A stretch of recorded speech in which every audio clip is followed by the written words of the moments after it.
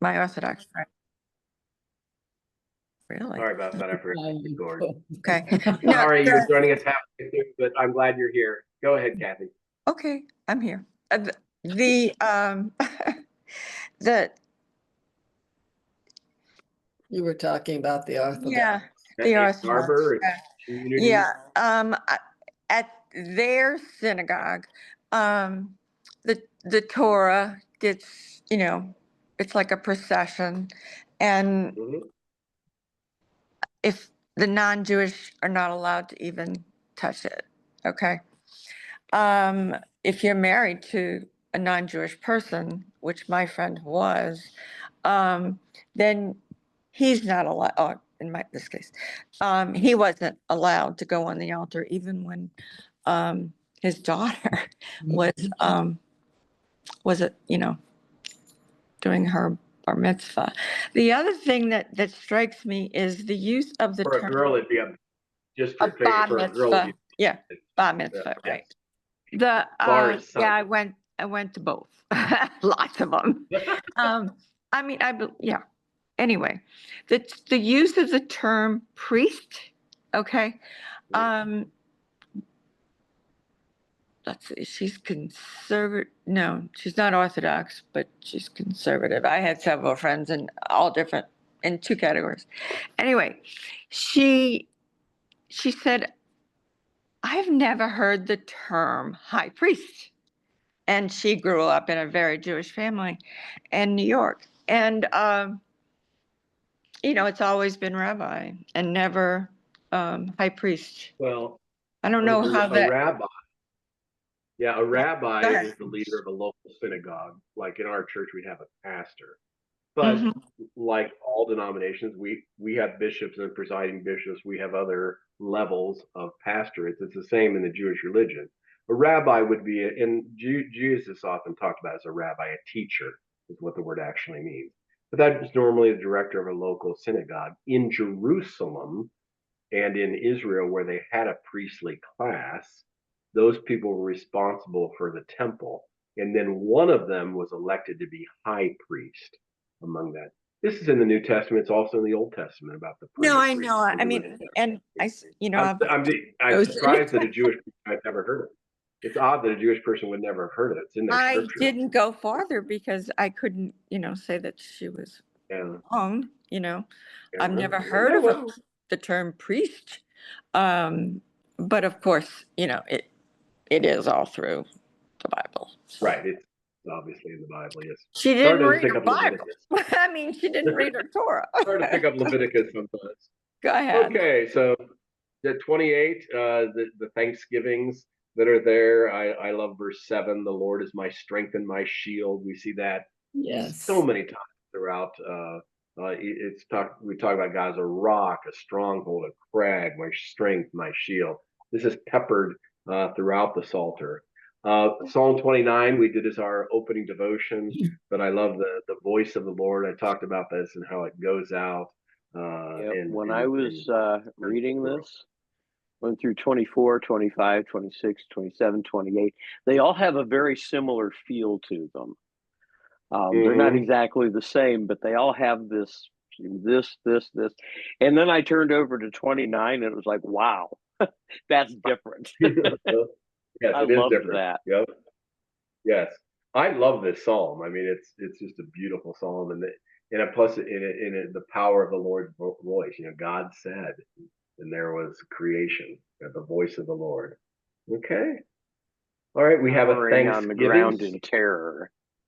Yeah, With exactly. countries skipping and cedars breaking and Well, not country, forests being mountain. stripped bare. It's like, Yeah, I know. The because I'm voice shakes scared. the wilderness, causes oaks to whirl. Think about oak trees, strips the forest, right?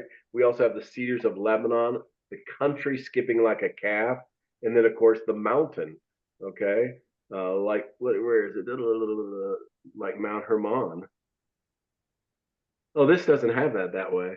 But No, in it verse says 6, Syrian in that's the same as Mount Hermon, the okay. same place. Oh, really? Okay, so it's a mountain.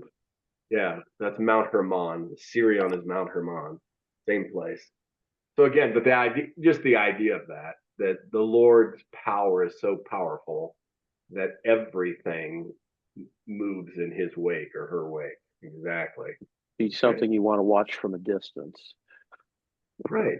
And the other thing, I mean, I hope that you can appreciate that for the people of Israel to announce that God is the Lord of the universe, this people who lived in a little isthmus of land here, about Toledo to Dayton and, that little western strip of Ohio, not very much, who had a very short time with a monarchy, but mostly were ruled by either Syria or Assyria or Nebuchadnezzar or the Philistines or Egypt. They were this little country that was always being bossed around. And what do we learn here in the Psalm? You may be the king of the earth, but we know who the king of the universe is. You see how that's always sort of it's a chink in the armor of the rulers of the day, because we know in the end who has the real power, and it's not the king of Assyria, it's God. You with me? What's happening there? Yeah. Okay. Right. Psalm 30, love verse 3. You brought me up from Sheol. Sheol is the biblical place of the dead. Restored me to life from those who go down to the pit. Sing praises to the Lord, O you his faithful ones, verse 4. Verse 5, I love this. His anger is but for a moment, his favor for a lifetime. A lot of the people always imagine that the God of the Old Testament is mean and nasty, and the God of the New Testament is loving and kind. I don't think that's what they thought. I mean, here we have, yes, God is angry sometimes, but that's a moment. The favor of God lasts a lifetime. Okay? Weeping may linger for the night, but joy comes with the morning. Okay? Just absolutely beautiful. And you can see how the psalmist, and of course we get to share the words as we do this as a community, but understands the salvation that God has given them. Look at verse 8 here, Psalm 30. To the Lord I cried, to the Lord I made supplication. What profit is there in my death? If I go down to the pit, will the dust praise you? Will it tell you of your faithfulness? Hear, O Lord, and be gracious to me, O Lord, be my helper. In other words, don't kill me. Who's going to sing your praises all the time? You see how That's sort of a bribe. I think that appears in a lot of Psalms. Yes. You have turned my mourning into dancing. By the way, we have that as a psalm refrain here. You have turned my mourning into dancing. You know this? Into dancing. One of the psalm refrains that we have. All right. You've taken off my sackcloth, which is used for mourning, and clothed me with joy. Beautiful, beautiful psalm. Okay. So verse 30, why kill me? Not worth it. Okay. Yeah. Psalm 30, go ahead. Psalm 31, you see, is again a psalm to be delivered from the enemies. You have here verse 1, a refuge. Verse 2, be a rock of refuge for me, a strong fortress. Verse 3, you are indeed my rock and fortress. I mean, throughout, we see this idea that God is our Savior, our sure strength in the midst of trouble. Okay. Anything on Psalm 31? That says it all.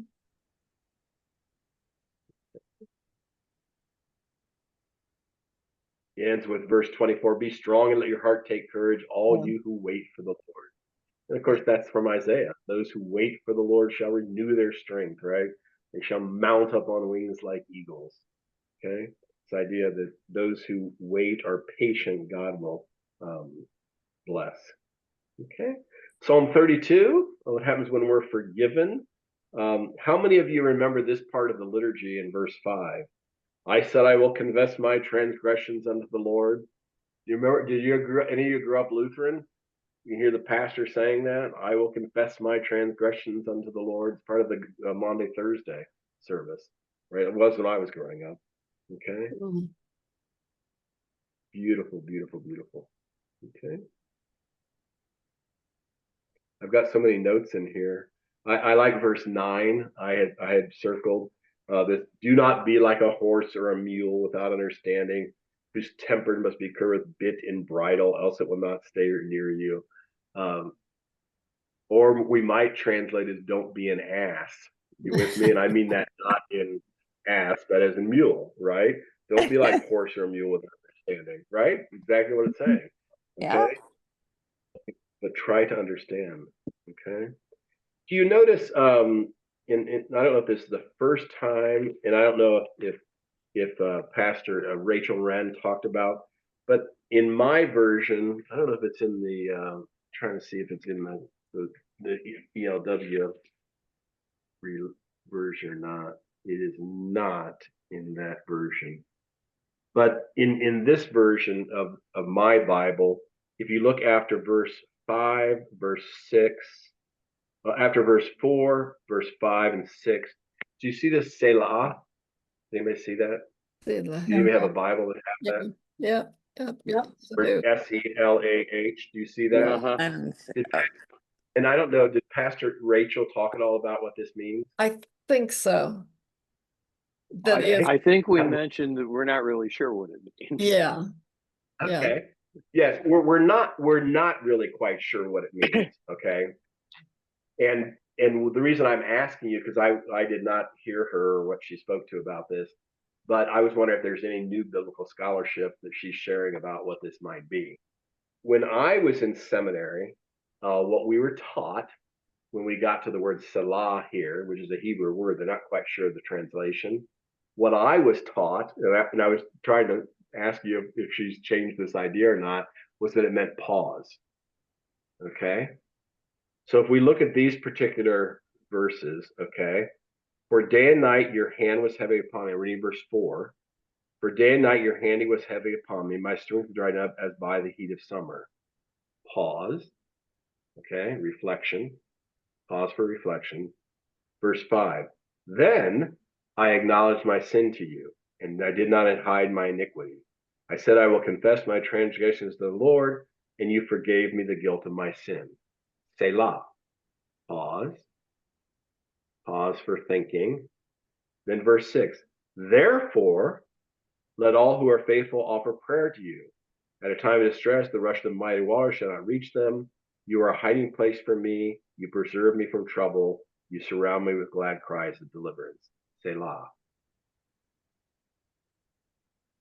I will instruct you and teach. Now, different idea. So, Yeah, what I think was it might taught, have been mentioned that it might have meant something like a musical interlude or something like that. Yeah, an Yeah. interlude, I think. Yeah. Okay. But the idea is that when you're doing these psalms, it was put there to sort of break for a second. And you can even see in the understanding of the psalm, do you see how that makes some sense? That when you talked about I'm full of sin, my strength dried up, paused, I acknowledge my sin, pause. Therefore, you see each time it's sort of a set of things. So in this particular ones, if you take those three selahs, those are sort of time fit together. For a musical interlude, we were told in seminary to pause to think or to reflect. Does that make sense to anyone? How are we doing? Sure. Yes? Yeah. Yeah. I mean, we do Okay. that in our own prayers sometimes too. We have moments of Yes, pause. absolutely. Think about Right. what it is Well, we just said.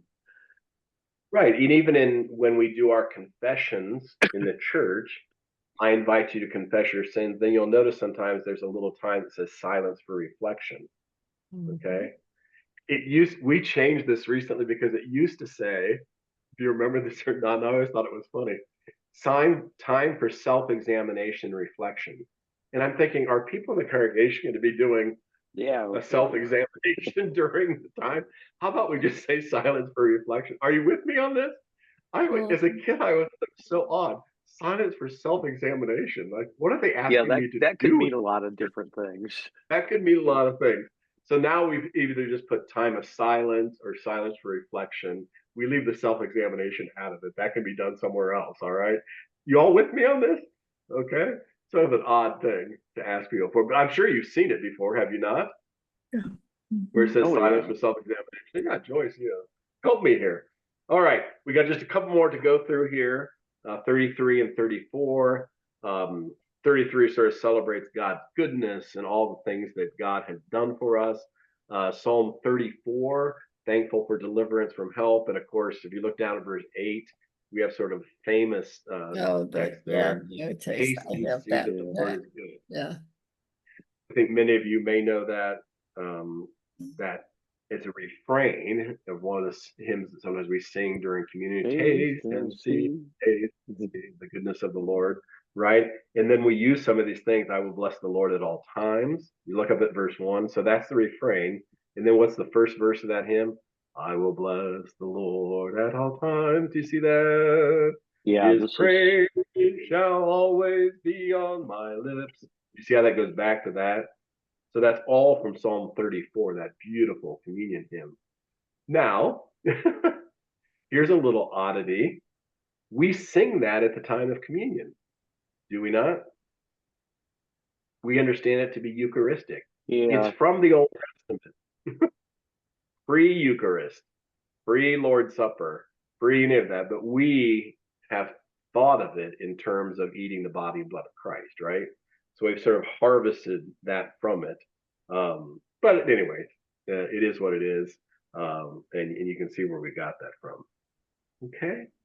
So through Psalm 34, other questions or things you want to bring up in the last minute or two here? Joyce? Is this one of the Psalms that are acrostic? You know what? I don't know. I'd have to look at- 25 is, I know. 25 is, but I think, I don't know, Right. maybe it was 33 that. I know Psalm 119. Is Psalm 25 an acrostic? Where do you have that in your Bible? Or were you told that? Let me look. Hold on one second. I don't remember where I saw that. It came up when I was looking up something for this. Hold on. Does everybody know what an acrostic is? I don't understand what acrostic is. No, I Well, know it has something to do with And the Hebrew. You kind of have to read Hebrew to really Yeah. get the Right. point of it. That's why I'm looking at my Hebrew Bible. An acrostic means that every verse starts with the same letter. So which psalm is this one that you're looking at?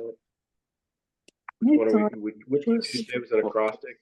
25 is the one I know I saw was an acrostic. Yeah, I didn't I'm see pretty any sure of the that others, was it. but that one was. But what does it mean? An acrostic means that it begins with the same letter in all of them.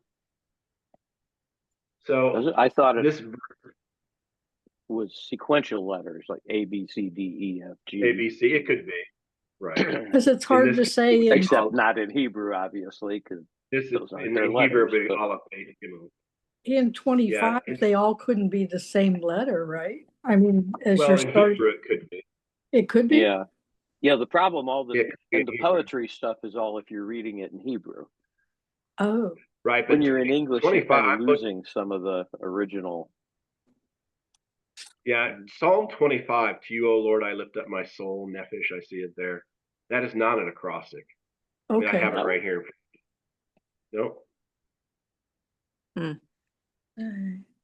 No, But I I can have show here it in to you. this book on the Psalms. Oh, it yeah, says that makes it it real is, clear. yeah, the book of the Psalms The only says thing I'm trying, that it is what an I'm trying to determine, it isn't across. What I'm trying to figure out though is it possible? Let me look again here at it. Sometimes the numbering of the Hebrew Psalms is different than our number. Let me look back here at a different source.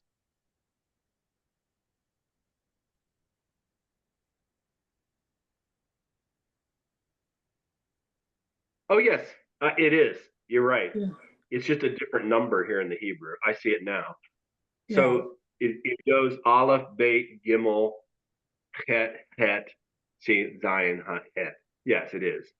So it's Okay. A, B, C, D, and goes all the way through to verse 22. You see how there's 22 verses in that?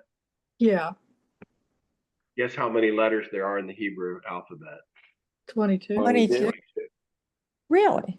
So basically, it's like an acrostic, to give the best example. A is for apple, B is for book, C is for creature, D is for dumb, E is for everything.